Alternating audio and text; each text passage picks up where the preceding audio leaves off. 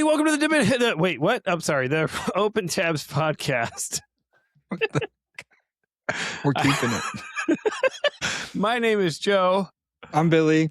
And that was the worst intro to date, 15 episodes in, and that was really bad. I wanted to do this thing where I was like really excited and hyper because I'm really excited about tonight's topic, but it just all kind of fell out all at one time.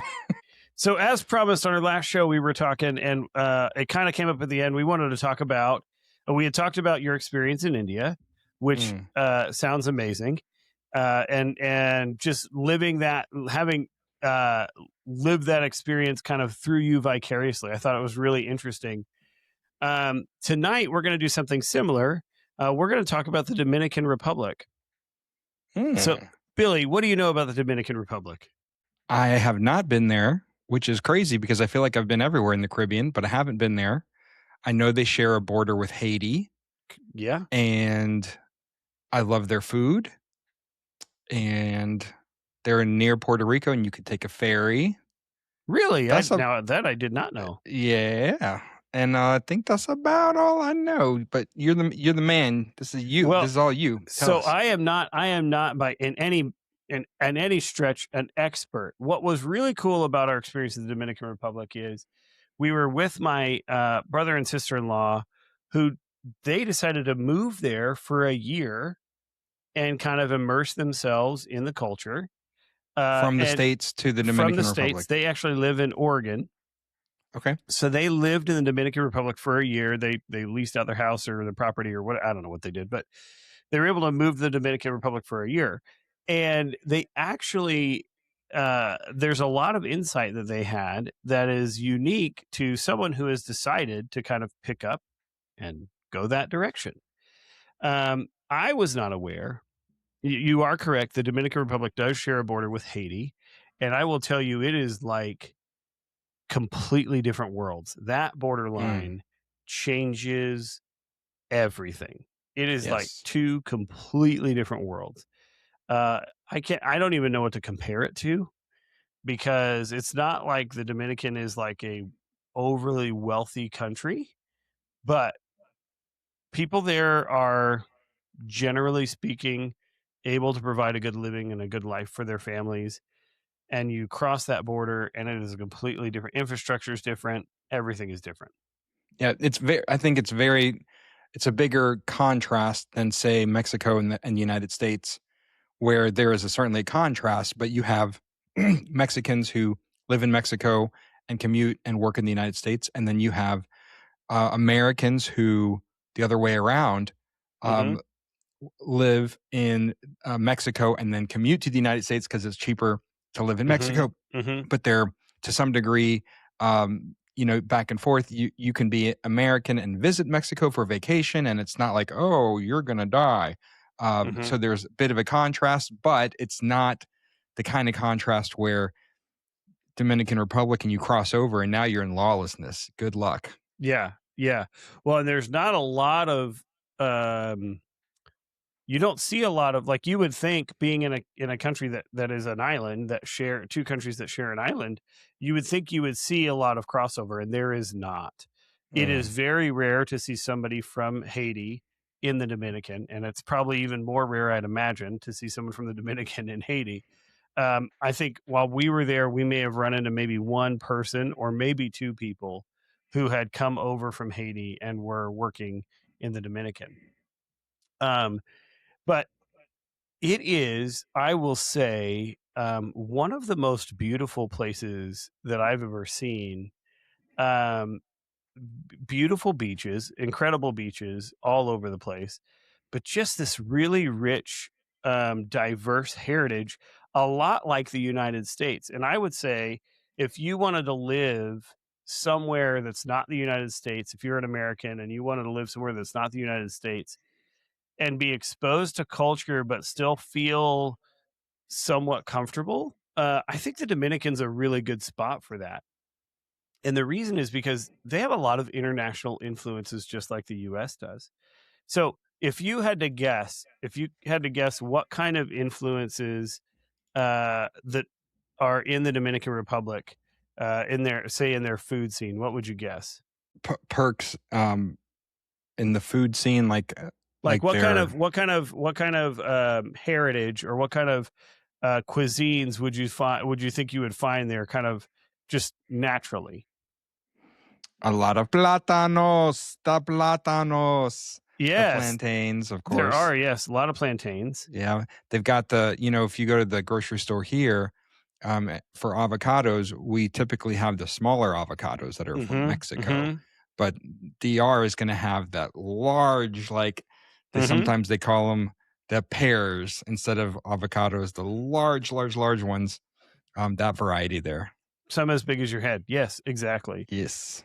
Well, it's interesting. I did a little research because I was surprised. I think I expected, because their national language is Spanish, I expected a little bit more Latin inspired cuisine, but Mm. actually there's not a lot of that, of like the standard what we would think of Latin or South American or Mexican, Central American cuisine. It's not like that there.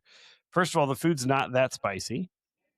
If anything, the spice comes from a Creole influence, Mm. Which is, I which guess, more from the Haitian which side. makes sense from the Haitian Yeah. side. But they've got Spanish, a very strong Spanish food influence. And believe it or not, they have a very strong Middle Eastern influence. So they have a dish that is much like tabbouleh salad there. It's even called something very similar to that. And then they also have a Chinese influence because of migrant workers in the 1800s that came from China. And then they have, of course, an African influence as well. So there's actually just a lot of different influences, and it's very much a melting pot there as far as people and as far as cultures, and the food scene is like that. I'll tell you, some of the best sushi I have ever had, I had in the Dominican Republic. Really? Okay, Yeah. that's a showstopper. Like, Uh, unless you've never had decent sushi. well, it's possible. Listen, I've never been to Japan and had sushi. I'll give you that.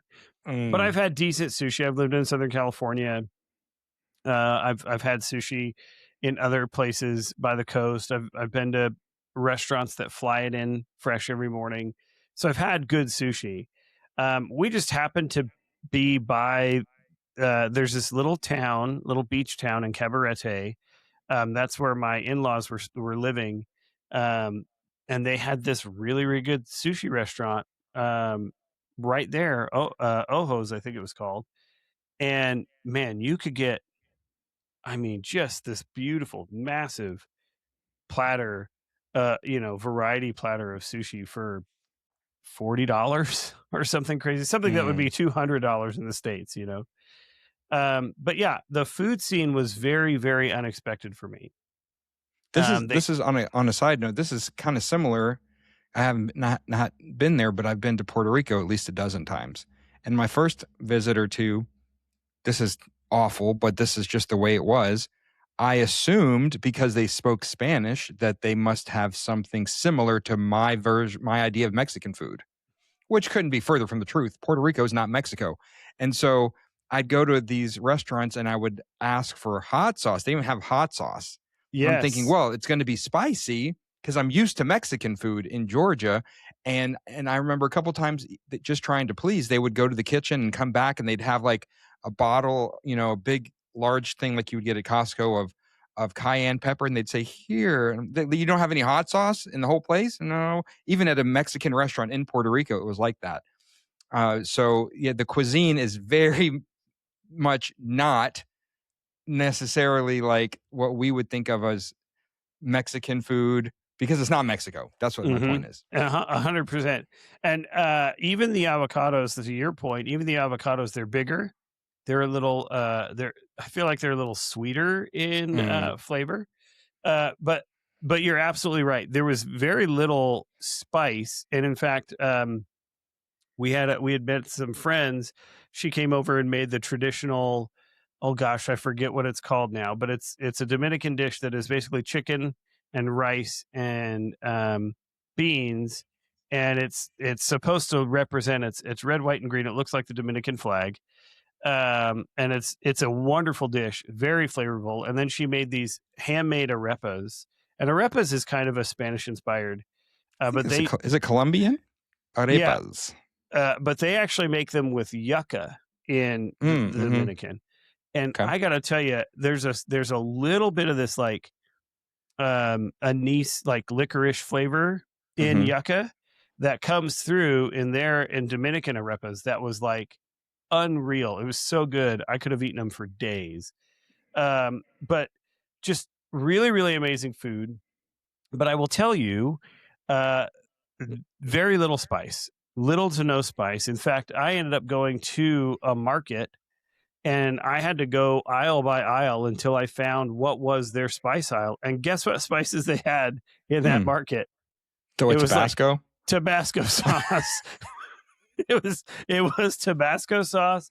They may have had, I think they had Cholula as one of them, but that was pretty much it. They just didn't have the kinds of sauces that we have access to here in the States. So it was really interesting to me. Now, I forgot to ask you, Billy, how did you do water in India? How did I do water? Yeah. Could you just drink water out of the tap or?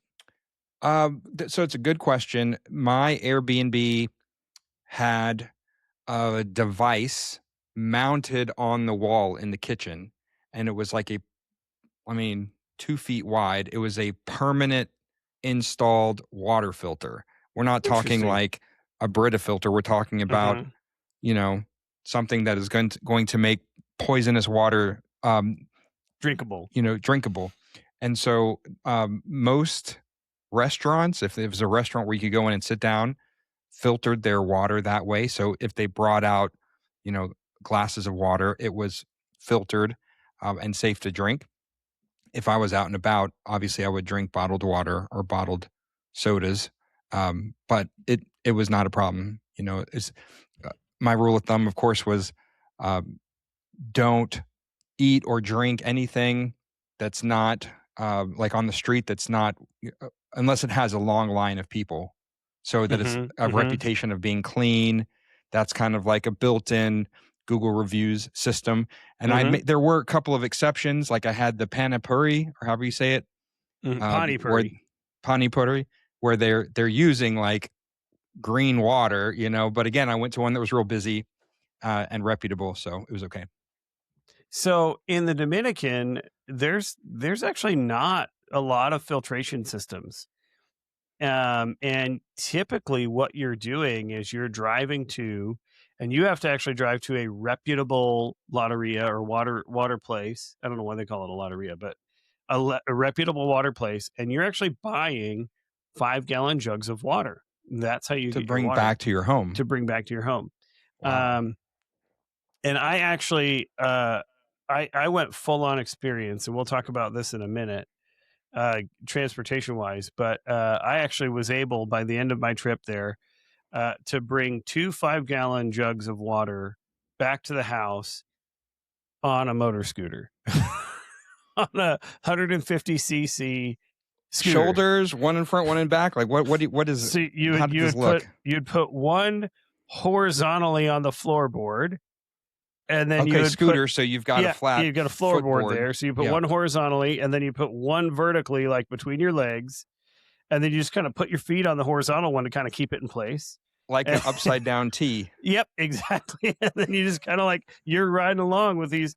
I'll tell you, that's great. The things that I saw people do on scooters and motorcycles, that's what blew my mind. I think the most transportation there is really interesting.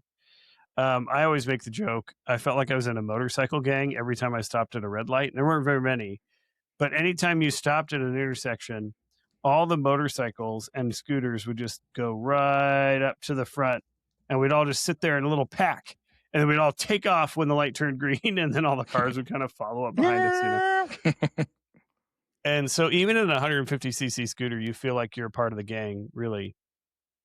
Because you're moving and grooving, and obviously it's an island, so it's kind of like island speed. Nobody's going 70 miles an hour typically, but very, very interesting what people could do with motorcycles. I I saw someone going to church on a Sunday morning, and it was like 5 people on 150cc scooter. Like, somebody standing up behind the handlebars, somebody standing up behind them, and then somebody on the very knob of the seat, and then the adult, and then another adult behind them.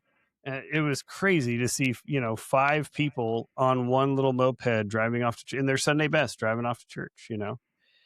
I saw a guy pulling a lawnmower with a scooter. it was pretty interesting. That's the thing, in those countries, the sky's the limit, which maybe it's not as safe sometimes, but you can be a lot more creative, perhaps, and whatever you have, you make it work. Yeah, I mean, you got to do you got to do what you can with what you have, basically.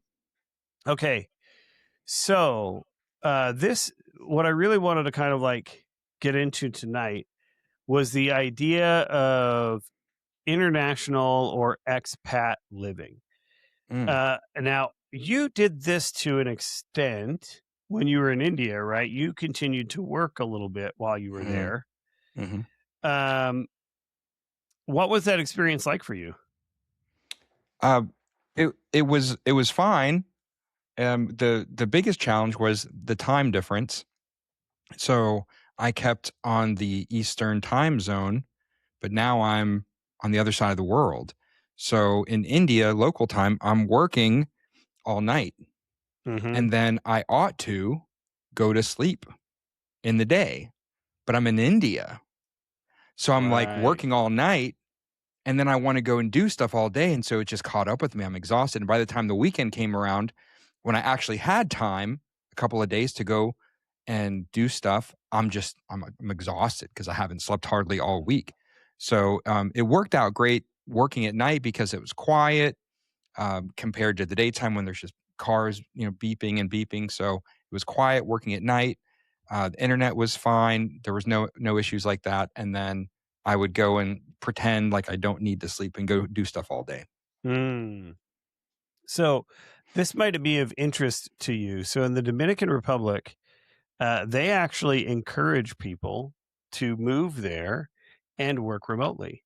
They have a program for it. And unlike India, they're on the East Coast. They're on the they're on the Atlantic time zone, but they don't change time for daylight savings. So half the year, they match up with the East Coast of the United States. And then the other half of the year, they're just an hour ahead.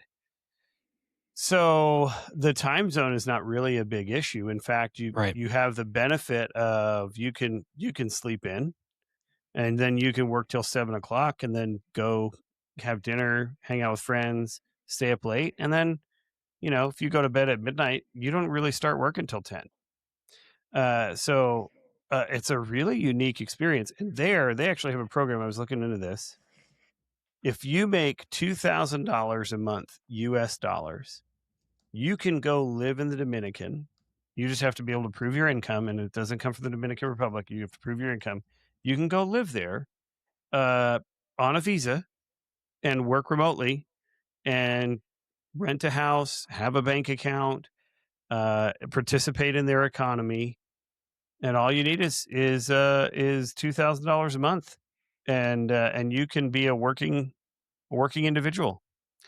And then this is fascinating to me because I've seriously considered multiple permanent or semi-permanent moves abroad.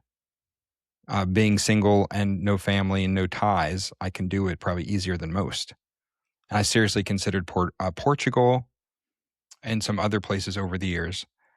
Now, Puerto Rico, right next door, has always been a fascinating option because as a United States citizen, you don't have to worry about any sort of citizenship stuff. They are U.S. soil, so you can just go. You don't need a passport. It's like it's a territory. It's not a state, but you can just go. The biggest perk with Puerto Rico is if you like permanently relocate there, you don't have to pay federal tax on money that you earn anymore. Really? Why not? Well, Puerto Rico is not a state and they don't have representation in the House and the Senate. So taxation without representation. So Interesting. without being a state, they're not represented as, and I'm probably saying this all kind of wrong, but they're not represented as a state in the House of Representatives and in the Senate. And so therefore they're not paying federal tax, income tax, the way that anybody living in the States would. So, but the problem is, maybe 10 or 20 years ago, the cost of living was so much cheaper. Even visiting, I noticed this. I've been so many times over the years, and I'd be like, man, Puerto Rico is cheap, especially if you get outside of San Juan. Now, I mean, the last time I went was like a year and a half ago. It was way more expensive in San Juan than even in Atlanta. Hotels, renting a car, eating food, whatever. So that cost of living has shot up. And it's no longer like, oh, I can go around the corner and have a cheap vacation or be an expat for cheap. Whereas Dominican Republic, I think, still has that. And one way you can tell the difference is if you just look at something like Airbnb. Look what the going rate is for something in Puerto Rico versus DR, and the difference is night and day. So if there's something like you're explaining where they're encouraging some sort of a permanent or semi-permanent move to their country, and you can get a cheap, accommodation, then maybe it's worth looking into. I might be there soon. Well, it's interesting. So the average is about $1,400 to $1,500 a month is what you need to really live comfortably. That would cover your rent. That would cover your utilities, your internet, your groceries, and so forth. And honestly, there's some probably stress about like where you get your food. You're probably going to eat out a little more. You might end up having nervousness about eating certain places, and I think medical care is probably the one that's like the most. We were very, very nervous about that because we have a daughter with type 1 diabetes. So going there and being like, are we going to have a hospital or a doctor who understands type 1 diabetes? Are we going to have access to insulin? But, all that stuff is available there. The medical stuff is a bit more expensive for sure. What's interesting, I think was it you that said this? A lot of times a pharmacy can help you with what you need. And so you've got that. As long as one of the things I found that is, I think, pretty important if you're going to live abroad, in a country that is not like a U.S. territory, is a good understanding of Spanish. Yeah. The further you get out of the tourist areas, the less English you're going to be exposed to. Yeah. So the harder it's going to be to communicate. You may have a checker at a grocery store that speaks some English. You may have a waiter at a restaurant that speaks some English, but you're not going to have a ton of people. Even in the town we were in, which was very well, like it was a well-known expat town, the town of Cabarete, did not have a lot of native English speakers. So it was a challenge to not know Spanish. But I will say, there are towns like Las Terrenas and Cabarete and some of these others that aren't Punta Cana or Santo Domingo that are really, really great towns. They're very safe. They are near the water. I mean, everything's near the water. It's an island. And you get a lot of bang for your buck, and you get a beautiful experience just being out by the ocean and enjoying life. Now let's go back a step to the medical. I think this is interesting. I have never been there, but I know just from anecdotal discussions with folks that it's one of the popular countries that U.S. citizens go to for different types of elective surgeries. Really? Yeah. So 3 years ago, I went to Mexico for weight loss surgery because my insurance doesn't cover it here, and it was cheaper to go there. And I did my research, but it was fine. But in that process of doing research with my family doctor on board helping me here, there were certain countries that came up, and Mexico, Dominican Republic, Brazil, and India are some of the countries that were the top of the list for things like weight loss surgery, for expensive dental procedures, like when people need implants, they could spend tens of thousands of dollars for certain dental procedures, for any kind of cosmetic surgery. So these different surgeries, people will go to save money, and they can be just as good, if not better, than in the U.S. You just have to do your research. So from just a little example, when I was in India, I ran short on a medication. My fault. I didn't bring enough. And I needed to see a psychiatrist in India for just like a week's worth of medicine. And I was like, oh man, how's this going to go? I found a guy. He was walking distance. I called and I had an appointment 2 hours later. It cost me $5. He had a 45-minute appointment with me, one of the best I've ever had. There was not a computer in the whole place. It was all handwritten. He had an iPhone, but other than that, he hand wrote all my notes on my chart. And I was kicking the tires a little bit because I have what you would call refractory depression, like treatment resistant. So I was kicking the tires with him just to see what he knows or what he doesn't know. And I was like, what about this? What about ECT? What about Spravato and ketamine? And he knew his stuff, buddy, better than some of the psychiatrists here in the States. And I had this amazing visit, and I got the medicine I needed. It cost me $5 to see him. It cost me $2 for the medication, something in the States that would have cost like 8 weeks of a waiting list. And then like the guy I see now in Atlanta, it's $385 for an hour to see him. And Wow. so, maybe if you have something serious, God forbid, you've got some cancer or something like that, then that's different. But for like, oh, I'm relatively healthy and I'm going to go move to the Dominican Republic and be an expat, and I think you would have no problem finding good quality, cheaper medical treatment. And if something is critical, or if you have something, then you're not halfway around the world. You just fly back home and you can do what you need to do. Yeah, and it's interesting. We were in a very small town. And again, not knowing Spanish was difficult. Though I'm gonna tell a story. You ready for a story? Story time, boys and girls.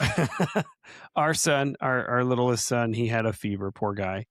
And we actually, it was the day we drove like 2.5 hours to Puerto Plata, to this like park, this dolphin marine life park or whatever, with beaches, and it was like a resort park or whatever. So we went out there. He wasn't feeling good. He was running a fever, but we just spent, I mean, it seems like not that much, but it was a lot, but it's not that much compared to US standards. We spent like, I think $350 for 6 of us to go to this park, and it came with lunch and all this stuff. But we didn't want to like lose it, right? So we decided to go anyway. By the time he got home, he was just feeling pretty rough, pretty miserable. I think on our way home, he spiked a fever, and so we stopped at the pharmacy. And I'm trying to get the guy to help me, and I said, I need ibuprofen or Tylenol or acetaminophen or something like that. And he goes, and he doesn't speak very much English. He goes, I look, and he goes back and he starts pulling things out, and he brings out like, I don't know, Benadryl or something. And I'm like, no, not that one. Like Tylenol, acetaminophen. And he goes, and he comes back and he shows me this thing, and it's spelled ACETEFEMIN.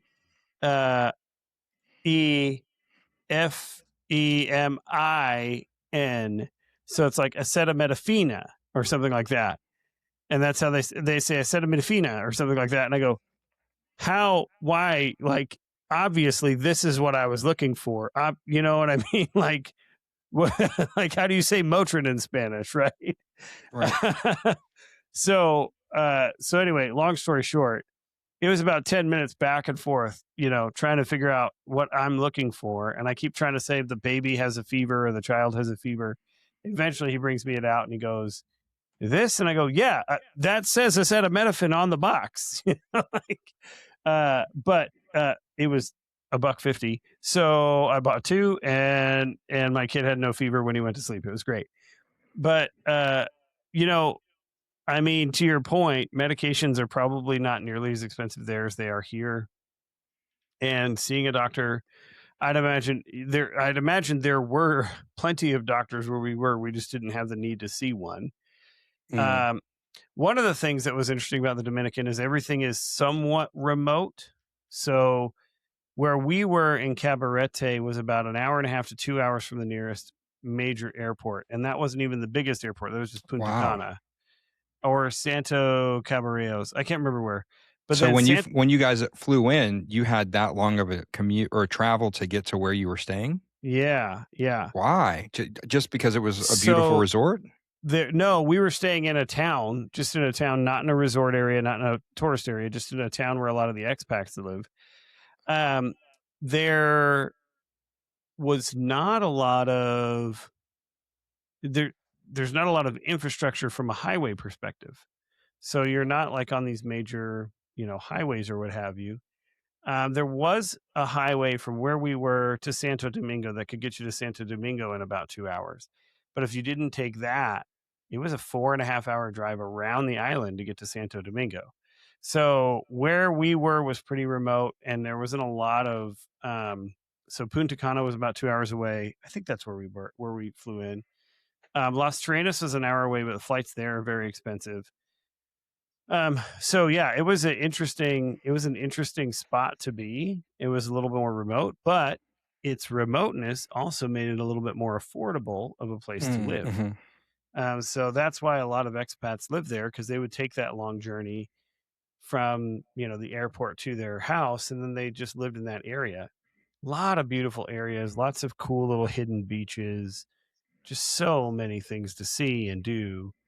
But I will say it's not like India where there's, you know, hours and months and years of things that you could see. It is a small island town, so you're going to run out of things to see eventually, from my perspective. But the cost of living, if you were to think about an expat country, I think is pretty good And there. it would be a great opportunity to like learn Spanish if you force yourself to do that. Absolutely. You could be immersed in it. Okay, so this is something that we did a little bit of that is just a travel tip, especially if you're going to live somewhere like that. I mentioned we went to, I think it's not called Gulf World. That's in Panama City Beach. Dolphin World, maybe. We went to this beautiful little resort area that had kind of a theme. I don't want to call it a theme park. It wasn't a theme park. They had dolphins and they had animals there. We swam with whale sharks, my son and I. So they had a lot of things to do there. But it was also kind of a resort. So I didn't do the math, but I'm going to do the math really quick because I think it's important to kind of put it in context.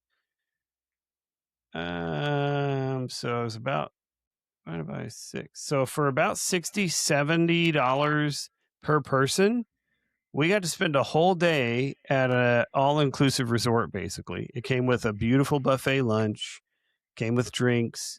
I think you could buy alcoholic drinks for like $2 or $3 a piece. There's water slides, there was shows, and then it was like an extra $40 or so to swim with whale sharks or dolphins. There was like the 25 different pools, all kinds of just amazing, wonderful things to do. And it was like $60. And it came with lunch, and it came with, water and lemonade and iced tea and stuff. I mean, you can't even get into Six Flags for that these days. Yeah. Yeah. And so another really cool idea, if you're traveling to a place like this, or if you live in a place like this and you want something to do that is nice, there are hundreds of all-inclusive resorts in these island countries, and all of them typically have a local day pass, 50, 60, $80, and it comes with all your drinks, it comes with pools, it comes with food, it comes with entertainment, all the different things the resort has to offer. It's going to offer that to somebody who buys a day pass and just comes in for the day. And so very, very cool opportunity there. That's good to know, because I guess you don't have to do one or the other.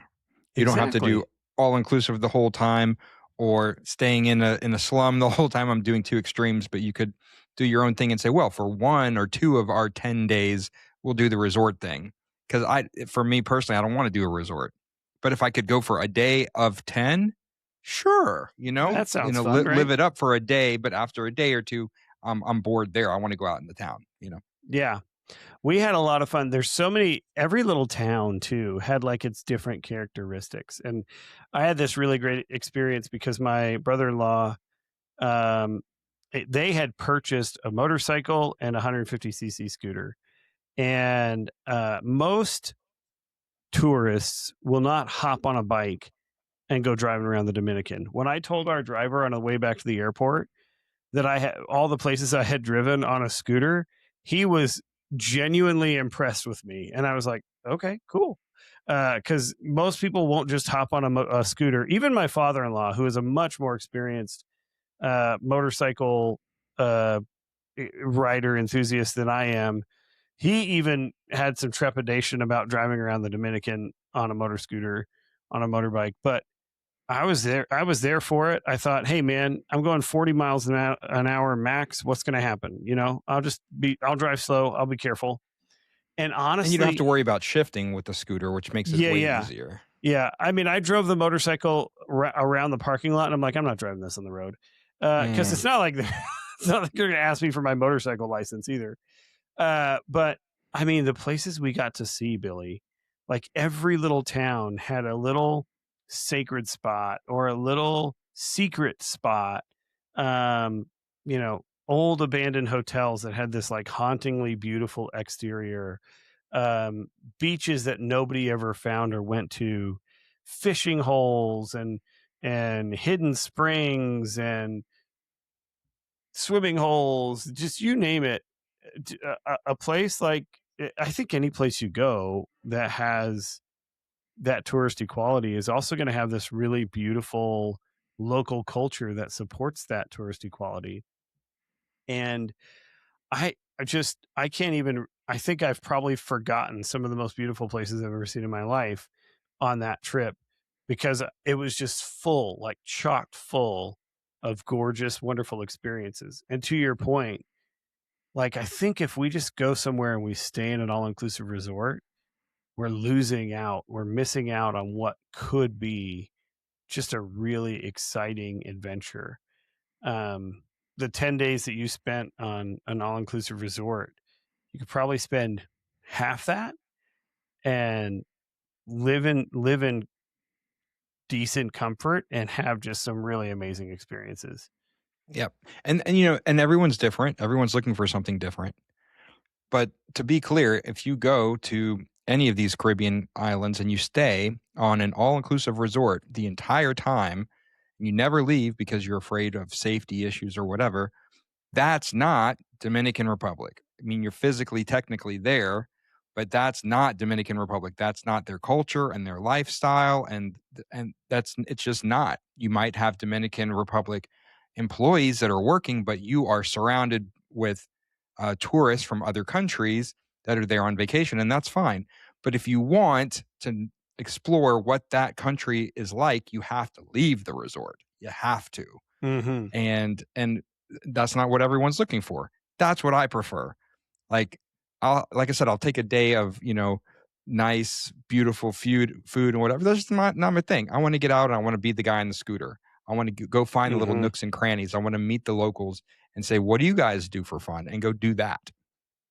And what a unique, that was really our experience too, was just this, because we traveled with family, was this awesome experience. And we had this incredible privilege of being with my in-laws who had lived there for, I think by that point, I think about 8 months.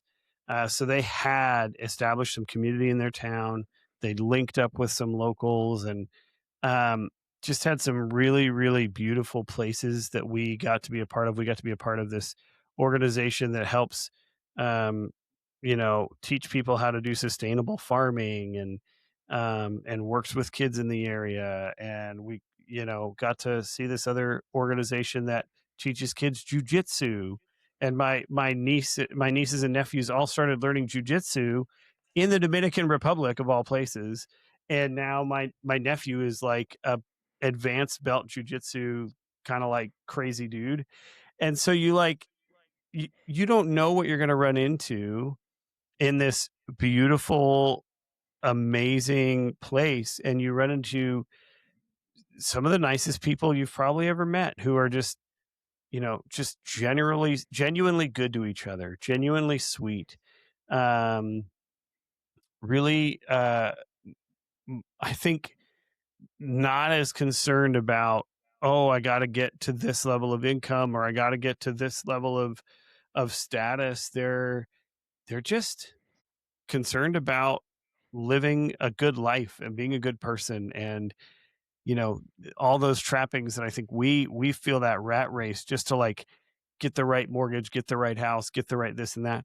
That doesn't I mean, I'm sure it exists for some people, but it doesn't exist for everyone there. And the better part of people are, they feel blessed and happy to have transportation, even if it's five of them on a scooter going to church in their Sunday best.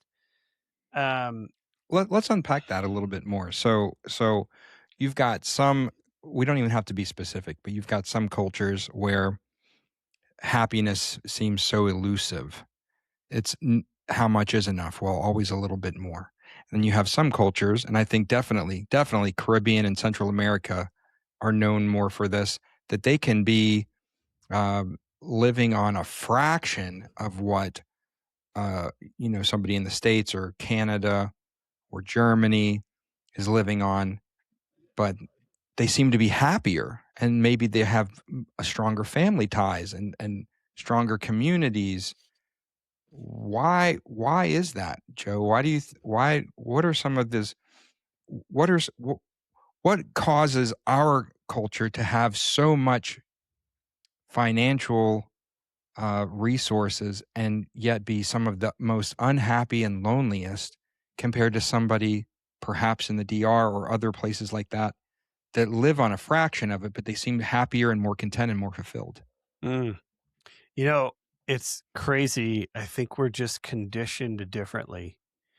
And it's really, really sad to think about, but like think about when you were like the youngest recollections you have as a child, right? It didn't occur to you that your parents were looking to like make more, do more, be in a bigger, do this, do that, right? To us, it was, oh, I didn't know if the kid next to me's family had more money than I did. Uh, I certainly probably assumed they did, but it didn't, like, it wasn't a big deal. Like, it was just connection, community, engagement, hanging out, right? When we met on the street corner, you know, his bike was roughly about the same look as my bike, and we just hung out and had fun, right? A basketball was a basketball, a tennis ball was a tennis ball. We were happy to have it. But I think as you grow into adulthood, especially here in the States, there's this, and I look at my own life and I think like, how much have we strived for and we've achieved and we've gained and we have all these material things that people in other countries would look at our life and be like, you must be so happy and a millionaire for you to have all of this stuff. And all of this stuff is just another burden, you know? Mm-hmm. Yeah, I have this really big, beautiful RV that cost me X amount of money to take care of, and now it's a weight on my shoulders. Or I have a big house, but now I've got to heat it, and now it's a weight on my shoulders. I don't think you see that in other cultures. I think there's a mindset that, people take care of each other and you're grateful for what you have. But at the same time, interestingly enough, in conversations that I had with several folks, there's always this mindset, or there's always this mindset like, we know we don't have a lot here, but if we could get to America, that would be amazing because we would have so much. And the way to get to America is to study hard or be good at baseball or right, find a family member who can sponsor you. And there's still this mindset that people want to get to America. And America is an amazing place to be. I understand why people would want to be here. There's a lot of things that we have that I remember just thinking about how fortunate I was to turn on my water and fill up a glass and be able to drink that water without thinking a second thought. Um, eh, but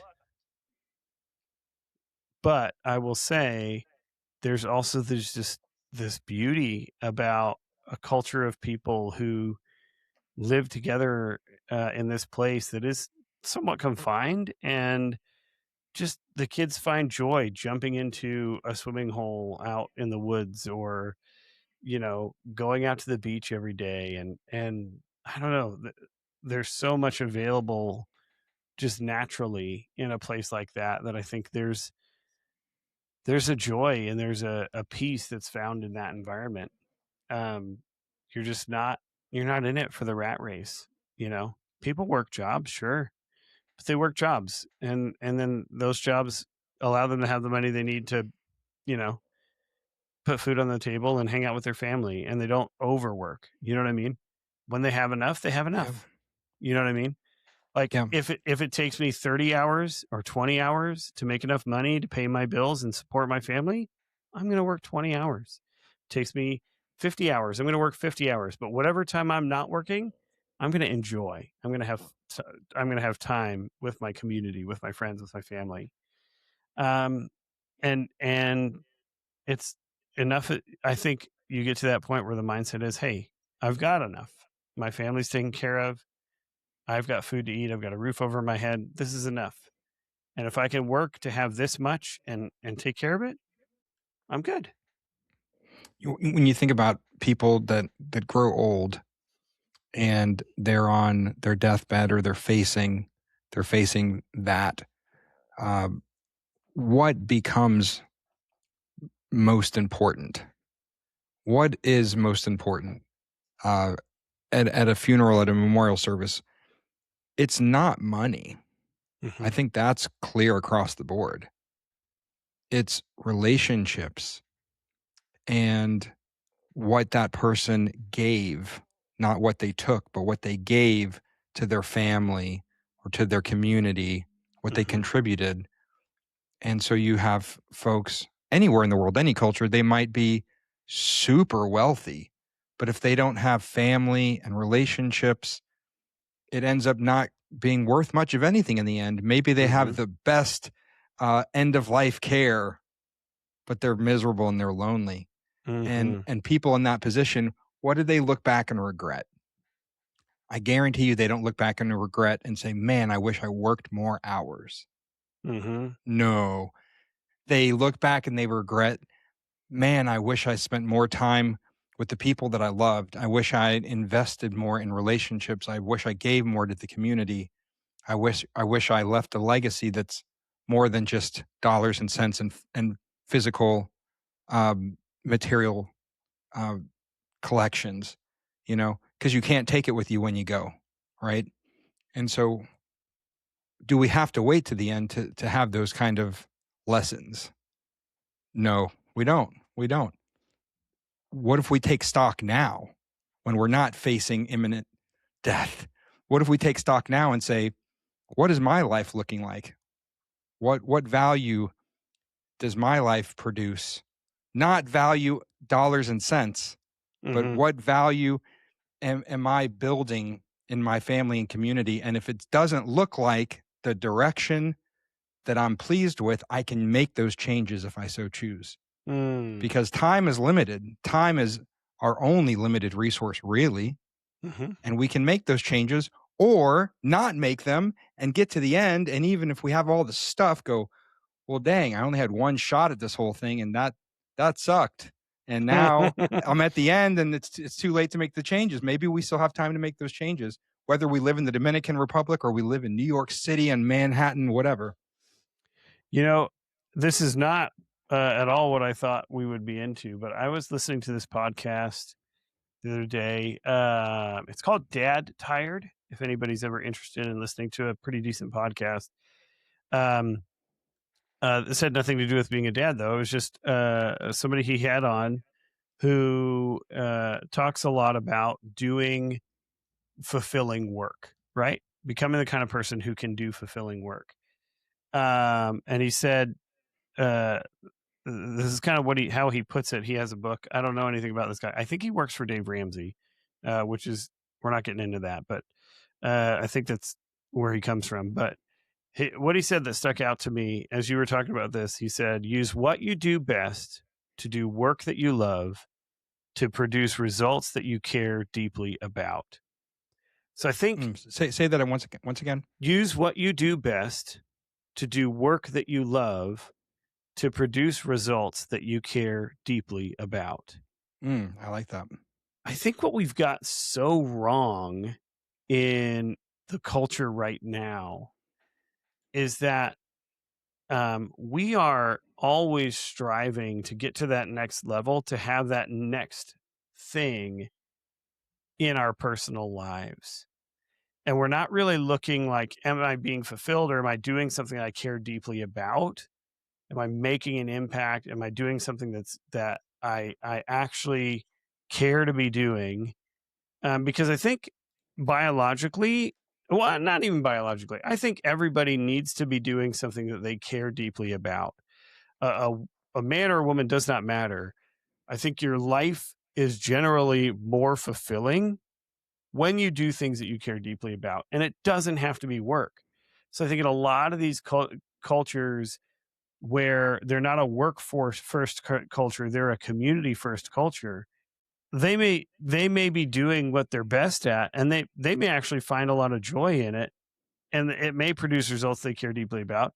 But on the flip side, and this is something my pastor said, he said to me one time, he said, you've either got to have that in your job, or your job has to support that.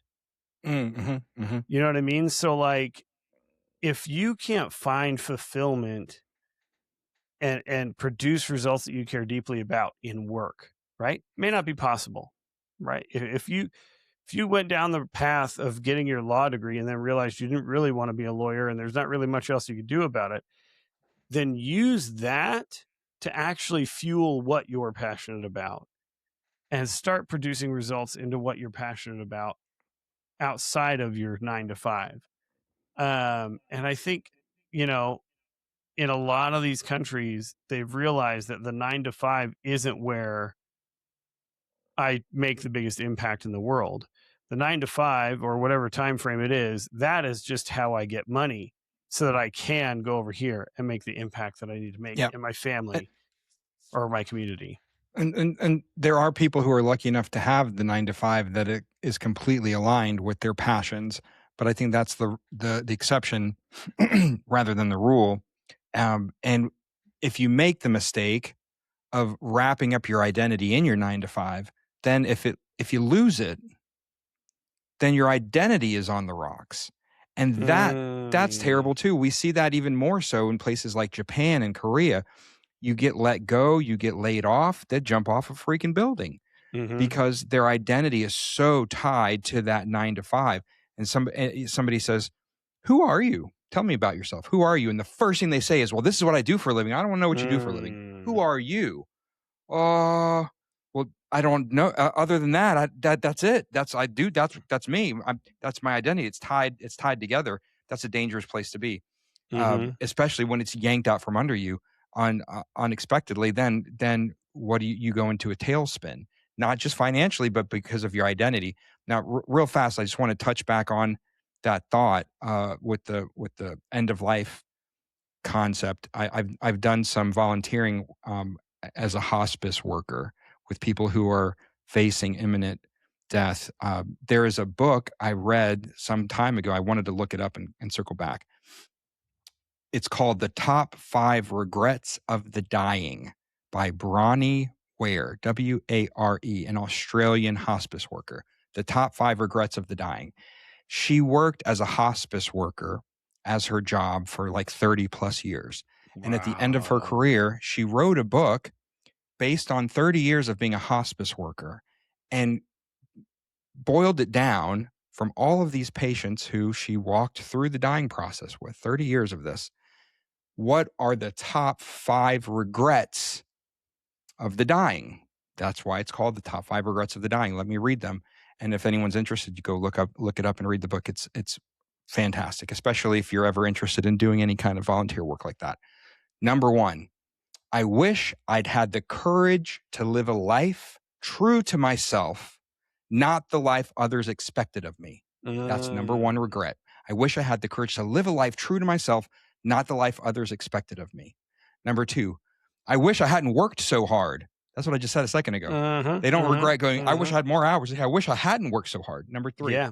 I wish I'd had the courage to express my feelings.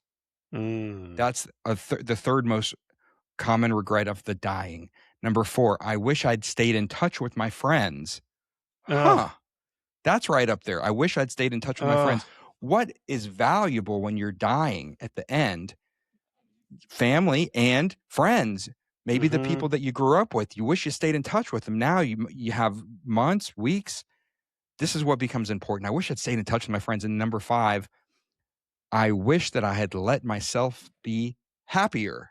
I wish that I had let myself be happier. Those are the top 5 regrets from this particular hospice worker, boiling down 30 years of a hospice worker, all the people that she walked through the end of life with.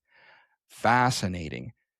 None of them are, I wish I worked more. I wish I had more money. I wish I was more responsible with my none of that.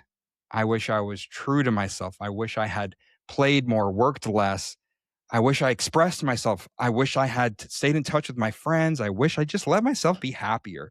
We don't have to come to the end of life and have those regrets. Those are, let's not mince words. Those are the top 5 regrets of the dying. They don't have to be regrets.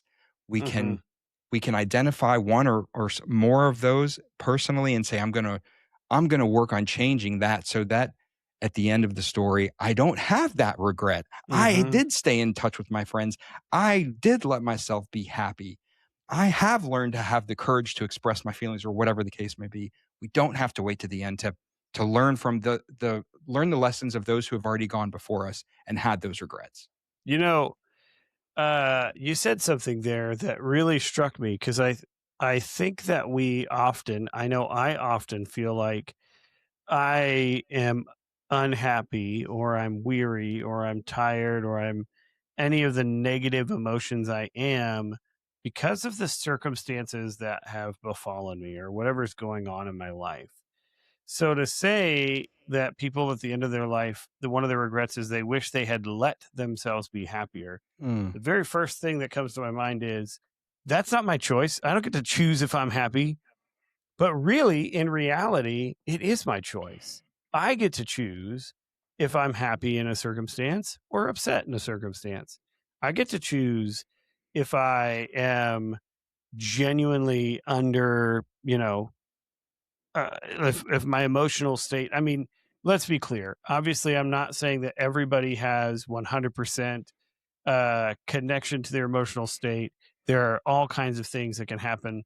Billy and I know, believe me, we understand there's chemical imbalances and all kinds of things that go into just where your brain is at a given time. Not saying that, but the concept of saying, like, hey, I am in charge. I get to say I'm happy. I get to let myself be happy, even if this happened or that happened, or I don't have that kind of money, or I don't live in this house, or I don't have that car, or I don't have that vacation. I can't pick my kids to Disney World.